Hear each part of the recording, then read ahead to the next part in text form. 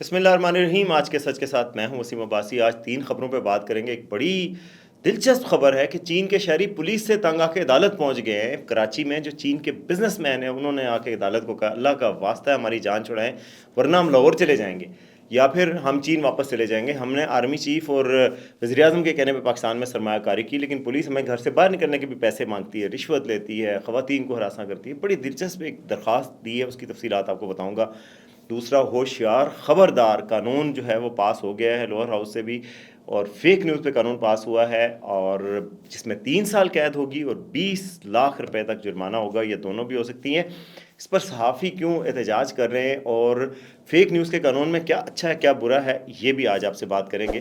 اور تیسری خبر یہ ہے کہ جی وسوسے آ رہے تھے شہباز شریف صاحب کو، بلاول ان کو تسلی دینے آ گئے ہیں۔ انہوں نے کہا 5 سال پورے کریں گے۔ جی ہم سے ہی خطرہ تھا نا، ہم 5 سال پورے کروا رہے ہیں۔ کیا بیک گراؤنڈ ہے اس کا، اس حوالے سے بھی بات کریں گے۔ تو سب سے پہلے جی اس چینل کو سبسکرائب کریں تاکہ آپ کو ہمیشہ پتہ چلے کہ پاکستان میں کیا ہو رہا ہے اور کیوں ہو رہا تھا، تو ایکسپلین ہو جائے آپ کو۔ اچھا جی، بڑی دلچسپ خبر آ رہی ہے سندھ سے، اور سندھ میں دلچسپ بھی ہے اور افسوسناک بھی ہے کہ آپ گورننس کا یہ حال ہے۔ بلاول صاحب، پرائم منسٹر صاحب کو تو اپنے تسلی دے دی، لیکن خود آپ گورننس کو دیکھیں کہ یہ حال ہے کہ یار چین کے شہری جو معزز مہمان ہیں جو سرمایہ کاری کر رہے ہیں پاکستان میں، منتیں کر کر کے سرمایہ کاروں کو پاکستان لایا جاتا ہے، اور وہ سرمایہ کاری کرنے آئے ہیں پاکستان میں، اور جناب ان کا حال یہ ہو گیا کہ وہ عدالت چلے گئے کہ اللہ کا واسطہ ہمیں اس پولیس سے بچائیں۔ پولیس نے ان کو بچانا تھا، وہ کہہ رہے ہیں اللہ کا واسطہ پولیس سے بچائیں ہمیں۔ اور کیا ہوا، سندھ ہائی کورٹ کے آئینی بینچ نے سندھ پولیس سے تنگ آئے چینی سرمایہ کاروں کی درخواست پر سماعت کی ہے۔ چینی سرمایہ کاروں نے عدالت کو بتایا کہ پولیس انہیں ہراساں کر رہی ہے۔ عدالت سے انہوں نے استدعا کی کہ انہیں پولیس کی ہراسانی اور بھتہ خوری سے تحفظ دیا جائے۔ یار کمال ہے بھائی، اللہ کا واسطہ ہے یار، اس سے تو پنجاب پولیس اچھی ہے کہ ہم سے اپنے شہریوں سے کوئی مانگتی ہے جو مانگتی ہے، آپ چین کے شہریوں تک پہنچ گئے ہیں۔ خدا کا کوئی خوف کریں یار، مطلب پاکستانی تھوڑے تھے، آپ نے چین کے شہریوں کو جا کے تنگ کرنا شروع کر دیا۔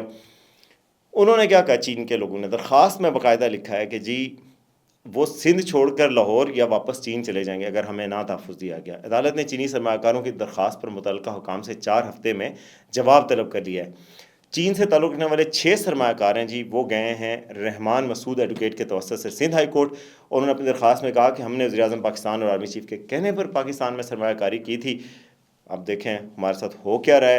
انہوں نے کہا ایئرپورٹ سے لے کر رہائش گاہ تک ہم سے رشوت طلب کی جاتی ہے، ایئرپورٹ پر بلٹ پروف گاڑیوں کے نام پر گھنٹوں انتظار کروایا جاتا ہے، رشوت دینے پر پولیس حکام اپنی گاڑیوں میں اپنی رہائش گاہ پر پہنچاتے ہیں، رہائش گاہوں پر بھی ہمیں سیکورٹی کے نام پہ محصور کر لیا جاتا ہے، باہر تالے لگا دیے جاتے ہیں، اور کہتے ہیں ہمیں کوئی امپورٹنٹ میٹنگ کے لیے جانا ہو تو نقل و حرکت پولیس کی ہوتی ہے کہ سیکورٹی ان کی ہے، تو پولیس ان سے 50 ہزار روپے لیتی ہے کہ آپ کو اس میٹنگ میں چھوڑ کے آئیں گے، اور وہ میٹنگ بھی اٹینڈ ہم سے نہیں ہو پاتی، 30 سے 50 ہزار روپے۔ پھر انہوں نے کہا کہ جو ہماری خواتین سرمایہ کار ہیں، 3 چینی سرمایہ کار، ان کے ساتھ ایکسپو سینٹر میں بدتمیزی کی گئی جس کی وجہ سے واپس چین چلی گئی ہیں۔ کتنی افسوس کی بات ہے یار، سرمایہ کار واپس جا رہے ہیں، اس پہ تو میرے خیال میں سب کو ایکشن لینا چاہیے، جو اس میں ذمہ دار ہیں۔ آرمی چیف صاحب جن کو نام لیا گیا ان کو بھی ایکشن لینا چاہیے کہ یہ کیا ہو رہا ہے، یہ کیوں ہو رہا ہے بھائی۔ پاکستان سے سرمایہ کار باہر جائیں اور اس طرح کی بیڈ گورننس کی وجہ سے جائیں تو یہ لمحہ فکری ہے۔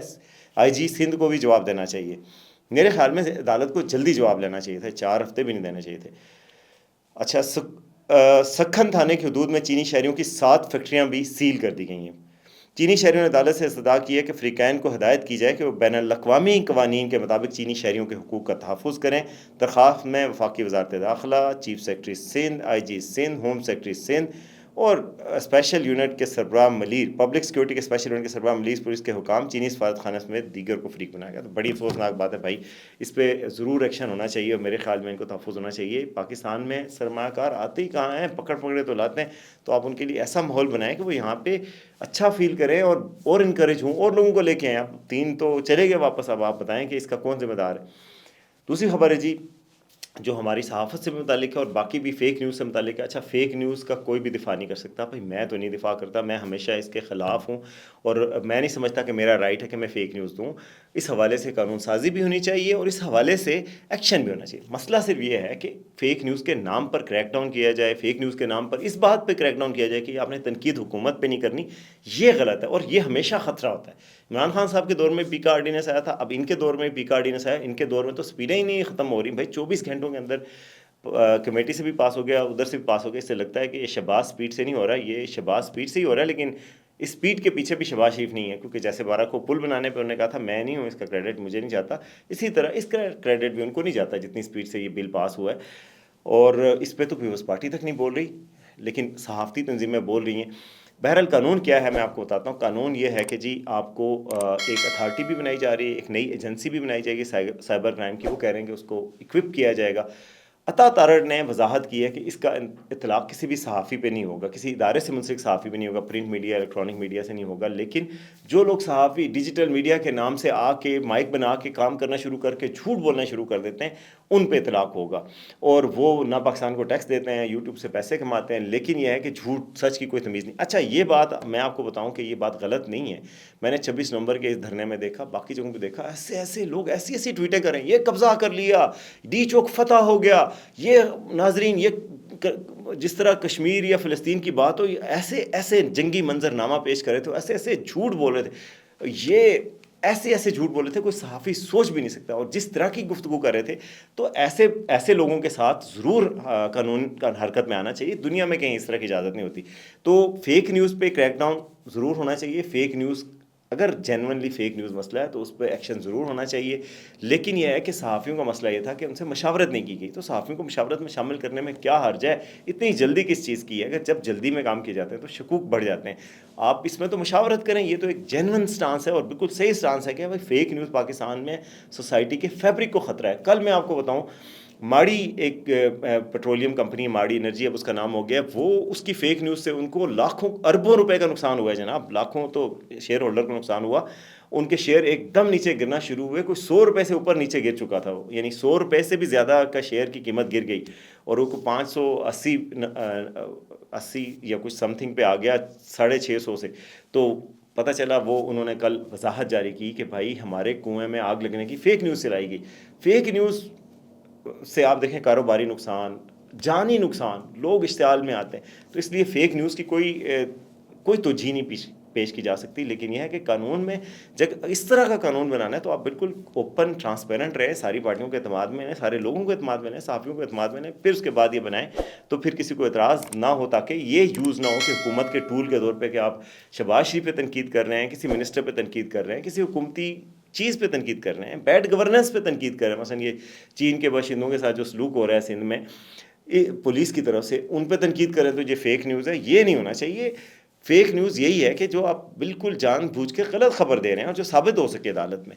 اور اس کو عدالتوں کو بھی ایسا ہونا چاہیے کہ عدالتوں میں ان کیسز کے جلدی فیصلے کیے جائیں اور جرمانے کیے جائیں، بجائے اس کے کہ ڈرانے دھمکانے کا کام کیا جائے. اور پلیٹ فارم واپس لیے جائیں، ان کو اس پلیٹ فارم سے ان کا اکاؤنٹ واپس لیا جائے جو یوٹیوب پہ ہیں، فیس بک پہ ہیں، ٹویٹر پہ ہیں، اگر فیک نیوز مسلسل پھیلا رہے ہیں.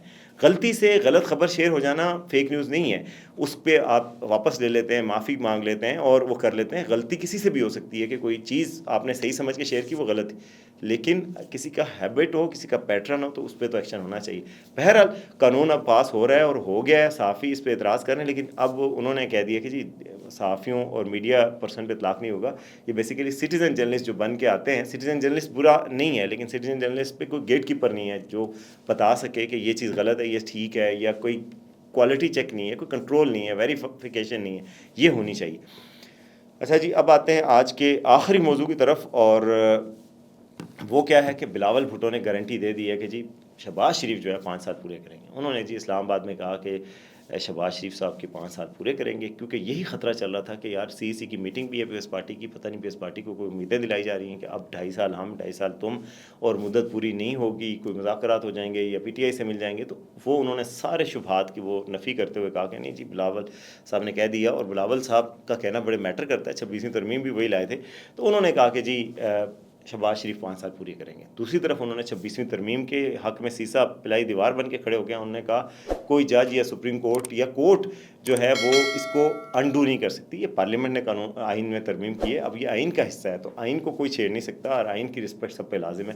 تو 26ویں آئینی ترمیم کے حوالے سے بھی انہوں نے وضاحت جاری کر دی کہ جی 26ویں آئینی ترمیم کے حوالے سے ہم ترمیم کے ساتھ ہیں، اور ترمیم جو ہو چکی ہے اور وہ آئین کا حصہ بن چکی ہے تو اس کو چھیڑ چھاڑ نہیں ہونی چاہیے. ان کا اشارہ سپریم کورٹ میں جو جسٹس منصور علی شاہ صاحب انہوں نے کیس ٹیک اپ کیا ہوا ہے جس میں وہ کہہ رہے ہیں کہ جی ہر بینچ آئینی بینچ ہے اور ہر بینچ ہر کیس سن سکتا ہے. اس طرح کا موقف لیا گیا تھا. ایڈیشنل رجسٹرار کو شو کاز نوٹس بھی جاری کیا گیا اور اس کے خلاف توہین عدالت کا نوٹس بھی جاری کیا گیا اور نوکری سے بھی چلے گئے. اس کا فیصلہ بھی محفوظ ہے. اس حوالے سے شاید وہ بلاول بھٹو کہہ رہے ہیں کہ یہ کام جو ہے وہ اب نہیں ہوگا اور ہم 26ویں آئینی ترمیم کو کوئی انڈو نہیں کر سکتا. اگر کسی نے فیصلہ کیا کسی عدالت نے, ہم اس کو بھی نہیں مانیں گے.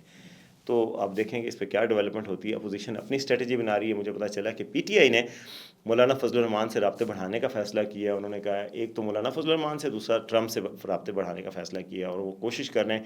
دو شخصیات کا ان کو ہے کہ ہمیں مدد کریں گی. ایک مولانا فضل الرحمان کے ذریعے انڈیجنس تحریک یا کوئی سیاسی موومنٹ چلائی جائے. دوسرا مولانا ٹرمپ صاحب سے کہ جی ڈونلڈ ٹرمپ جو ہے وہ ہمیں بتائیں کہ وہ پاکستان میں دباؤ ڈالیں. اور اس حوالے سے سیمینارز بھی کروائے جا رہے ہیں. وہاں پر بھی کوئی کیمپین چلائی جائے گی امریکہ میں بھی کہ پاکستانی حکومت پر دباؤ ڈالا جائے کہ ہمارے سیاسی قیدیوں کو رہا کریں, عمران خان کو رہا کریں اور دھاندلی کے انویسٹیگیشنز کریں. جو بھی ہے 26 نومبر کی بھی انویسٹیگیشن کریں. تو یہ والی اب اسٹریٹجی چل رہی ہے. حکومت تو بلاول ان کے پاس کھڑے ہو گئے ہیں. حکومت کے ساتھ حکومت کو کوئی خطرہ نہیں. اب دیکھتے ہیں اگلے آنے والے دنوں میں کیا ہوگا. فیڈ بیک کا آپ کا منتظر رہوں گا. دیکھتے رہیں آج کا سچ.